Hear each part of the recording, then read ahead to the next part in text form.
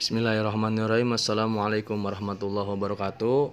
Mr. Aep sekarang akan menjelaskan tematik pada buku 5C subtema 3. Pembelajaran 1. Ayo mengamati. Nah, amatilah gambar di samping. Gambar tersebut menunjukkan sebuah iklan di televisi. Apakah kamu pernah melihat iklan di televisi? Ya, biasanya iklan di televisi itu ditampilkan di sela-sela acara. Iklan apa saja yang pernah kamu lihat? Banyak ya di sana ya. Iklan ini tujuannya untuk menawarkan barang atau jasa yang akan diperlihatkan kepada umum supaya umum itu tertarik kepada kita, pada iklan tersebut ya. Silakan kalian dibaca percakapan di halaman 77. Itu ada dua anak dan ibu ya. Nah, di sana ada iklan yang disampaikan. Jadi, ibu ini mengiklankan buah-buahan kepada anaknya supaya anaknya mau mengkonsumsi buah-buahan. Iklan di televisi merupakan jenis iklan media elektronik. Semua iklan baik di media elektronik maupun media cetak memiliki tujuan yang sama. Apa tujuan iklan? Yaitu menarik perhatian khalayak umum untuk membeli atau menggunakan produk atau jasa yang ditawarkan oleh pembuat iklan. Iklan juga dapat digunakan untuk mengajak seseorang melakukan sesuatu ya. Jadi biasanya iklan itu dibuat semenarik mungkin ya. Iklan juga bisa berisi berupa himbauan untuk menjaga kesehatan tubuh, yaitu dengan mengonsumsi buah dan sayur. Organ-organ pencernaan harus dipelihara dengan baik agar tubuh tidak mengalami gangguan pencernaan. Nah, ini adalah macam-macam gangguan pencernaan pada manusia. Yang pertama yaitu sakit gigi, yang kedua diare, yang ketiga mah, 4 appendicitis, yang kelima konstipasi, dan yang keenam gastritis. Selanjutnya kita membuat poster tentang gangguan pada organ pencernaan manusia. Langkah-langkahnya sebagai berikut. Yang pertama, siapkan informasi tentang gangguan sistem pencernaan. Terus yang kedua, buatlah poster yang berisi imbauan atau informasi bagi warga di sekolahmu. Yang ketiga, hiaslah poster dengan menarik. Dan yang keempat, presentasikan poster di depan kelas dengan percaya diri. Nah, di samping itu ada contohnya ya, contoh poster. Poster itu bagian daripada iklan ya. Demikian pembelajaran 1 pada tema 3. Mudah-mudahan semuanya dapat dipahami. Kita lanjutkan ke pembelajaran 2. Ayo berdiskusi.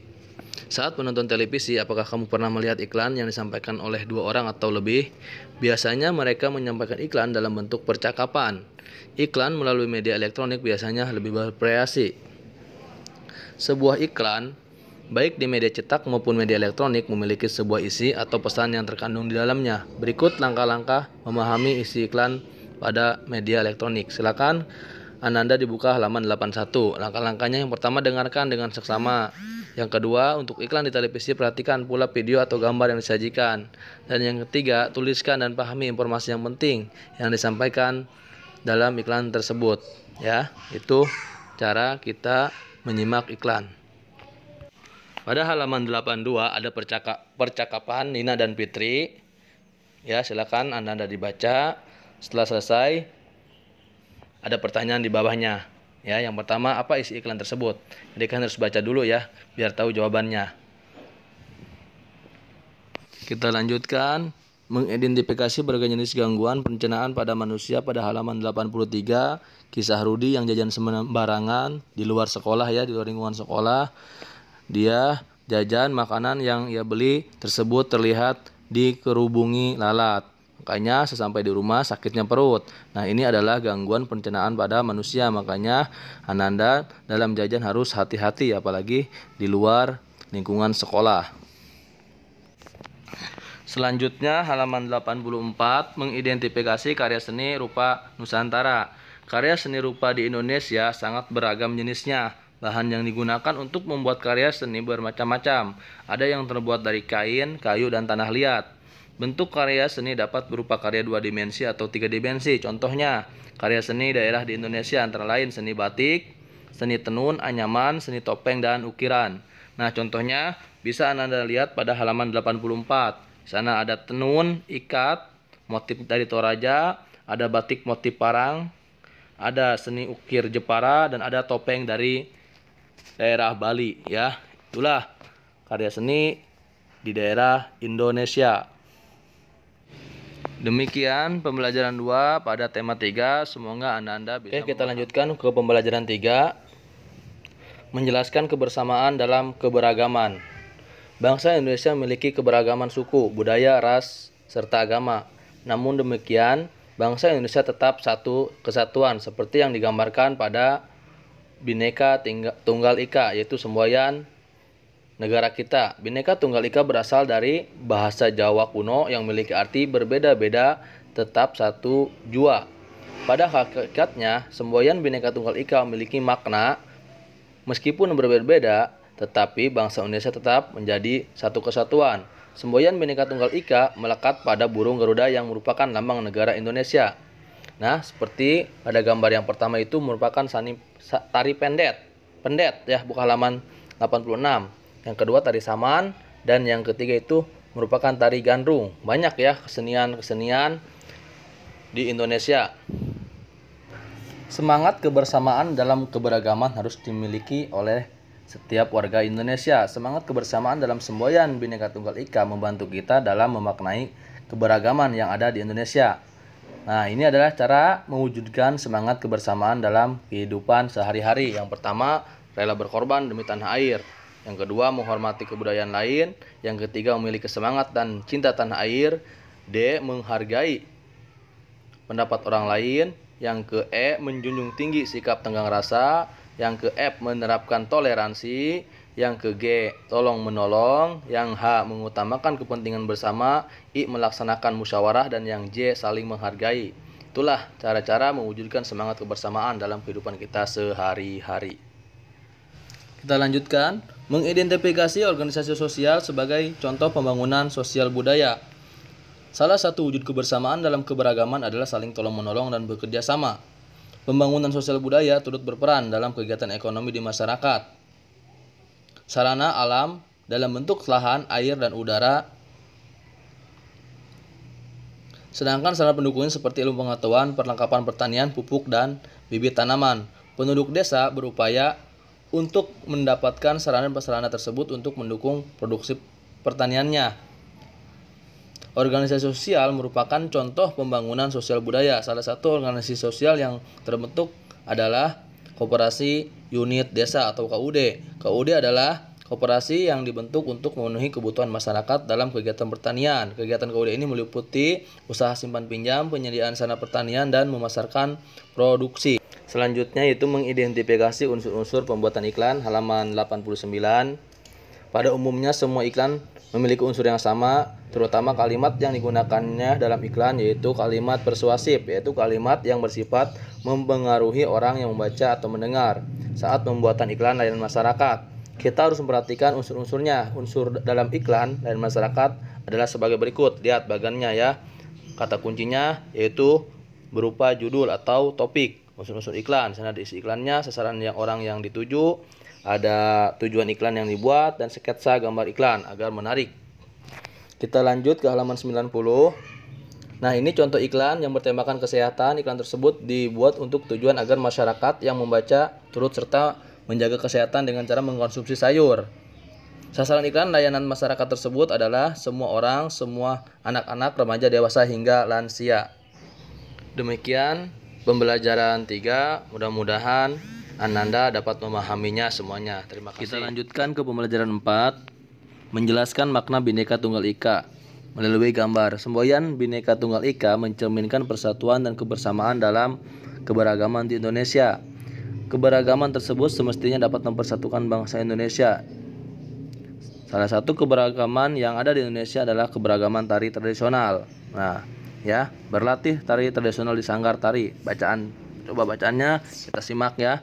Indonesia merupakan negara yang memiliki banyak keberagaman. Salah satu keberagaman yang dimiliki adalah tari tradisional. Makanya dengan tari tradisional ini yang ada di sanggar-sanggar, ini bagian dari melestarikan agar tidak hilang begitu saja, bahkan diakui oleh negara lain.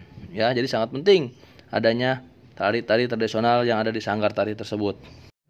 Selanjutnya yaitu mengidentifikasi berbagai potensi diri bangsa Indonesia. Banyak ya potensi. Potensi itu kemampuan, bakat kita.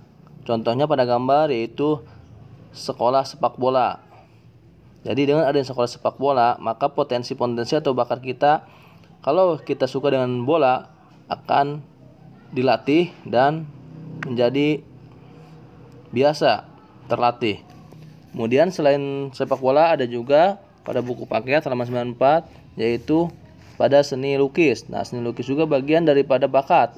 Kalau kita tidak olah bakat tersebut, maka kita tidak akan bisa. Selanjutnya yaitu membuat naskah dan sketsa alur cerita iklan. Nah, pada pembelajaran 1 kita masih ingat hal yang pertama yang sebaiknya kita lakukan membuat iklan adalah mencari ide atau gagasan. Ide tersebut kemudian dikembangkan dalam bentuk kerangka. Pada pembelajaran sebelumnya, kamu telah berlatih membuat kerangka iklan bertema kesehatan. Sekarang, kita akan membuat kerangka iklan yang berhubungan dengan keberagaman di masyarakat. Naskah iklan yang telah kamu buat dapat dijadikan bahan untuk membuat sketsa alur cerita atau storyboard. Sketsa alur cerita merupakan media yang memudahkan untuk menyampaikan iklan. Biasanya digunakan untuk iklan media elektronik. Jika media elektronik yang digunakan merupakan media audiovisual memiliki suara dan gambar, iklan harus dikemas menarik dan kreatif untuk menarik perhatian masyarakat dalam bentuk tampilan gerak yang dilengkapi dengan dialog-dialog tertentu. Nah, gambar ini adalah contoh dari storyboard. Gambar yang pertama, Nina dan teman-teman mendiskusikan lagu yang akan mereka bawakan pada lomba paduan suara. Kemudian, gambar yang kedua berlatih. Nina dan teman-teman berlatih paduan suara di sekolah. Dan yang gambar ketiga itu tampil pada lomba paduan suara. Mereka mengenakan pakaian daerah. Dan adegan yang keempat itu Nina memenangkan lomba dalam paduan suara tersebut. Ini namanya storyboard atau alur cerita iklan. Kita lanjutkan ke pembelajaran 5. Makanan sehat sangat diperlukan untuk tubuh. Menjaga asupan makanan sehat harus selalu dilakukan agar kita terhindar dari gangguan sistem pencernaan. Nah, sekarang coba sebutkan menurut kalian apa aja itu makanan sehat ya. Untuk pelajaran 5 ini kita akan belajar mengidentifikasi penyakit yang mempengaruhi organ pencernaan manusia melalui survei, mempresentasikannya dan mempraktikannya, serta membuat gambar karya seni rupa Nusantara. Mengidentifikasi penyakit yang mempengaruhi organ pencernaan manusia melalui survei. Apa itu survei? Survei adalah kegiatan mengumpulkan informasi dengan cara memberikan pertanyaan-pertanyaan kepada sekelompok orang. Survei dapat dilakukan melalui telepon, surat, atau tatap muka, ya. Sebelum melakukan survei, akan lebih baik jika kita menyiapkan hal-hal berikut. Yang pertama, tentukan responden atau orang yang akan kalian beri pertanyaan tentang informasi yang akan kalian kumpulkan. Yang kedua, buatlah daftar pertanyaan yang diberikan dengan informasi yang akan kalian kumpulkan. Lihat halaman 100 contohnya nih, contoh daftarnya. Ketika kita akan survei kepada seseorang. Nah, ini adalah gambar contoh daftar pertanyaan. Ada identitas responden, nama, umur, alamat, pertanyaannya 1-7 dan jawaban-jawaban ini nanti yang akan kita isi dari responden tersebut ya. Selanjutnya, mempresentasikan hasil survei penyakit yang mempengaruhi organ pencernaan manusia. Setelah kita mengumpulkan informasi dari responden, buatlah rangkuman dan kesimpulan dari hasil survei dalam bentuk laporan, kemudian presentasikan di depan kelas ya. Ceritakan kembali dari hasil survei kita.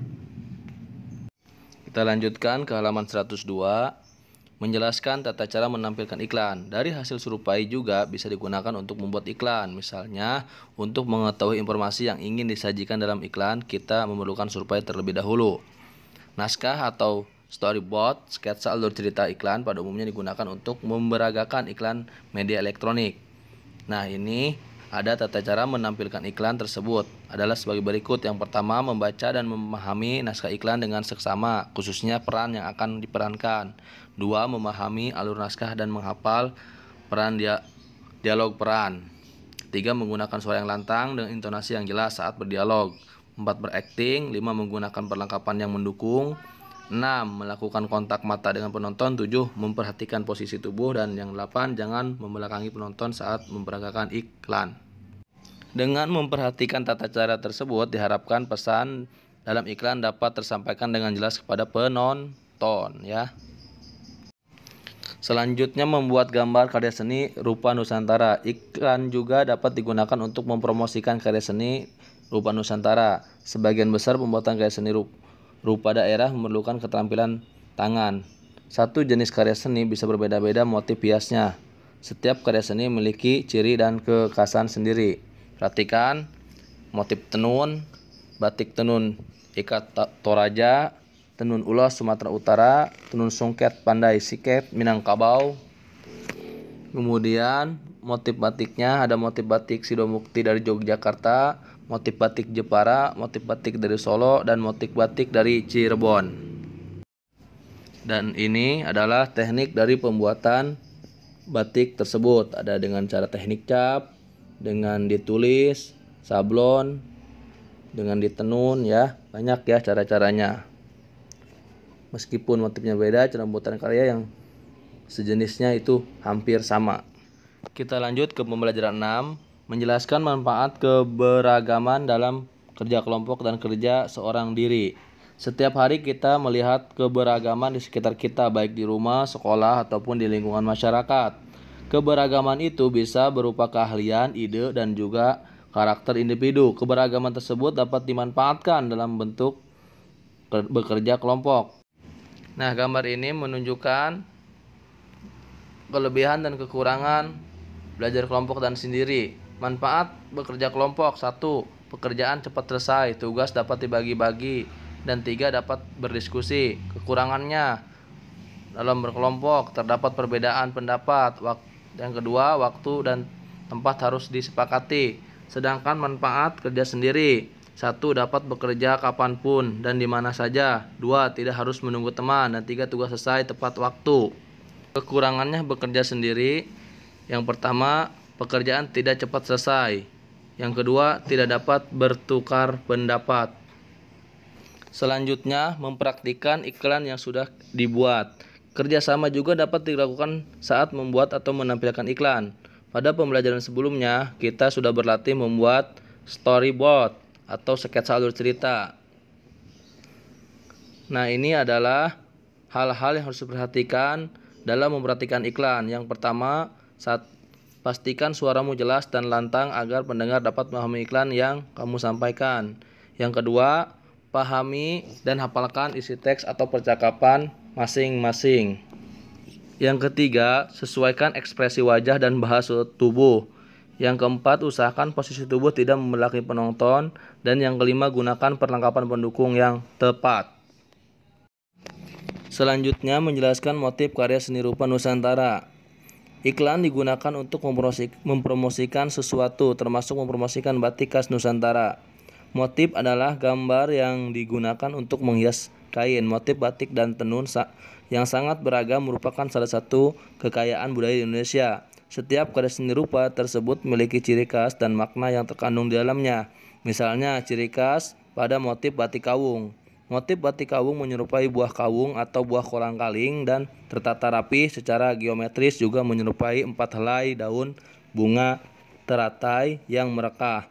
Bunga teratai melambangkan panjang umur serta kesucian. Ini contoh motif-motif pada batik seni rupa Nusantara. Baiklah, demikianlah pembelajaran tema 3 yang Mister sampaikan. Semoga manfaat ya untuk tugasnya. Nanti silakan lihat di homeworknya pada website e-learning masing-masing. Terima kasih. Assalamualaikum warahmatullahi wabarakatuh.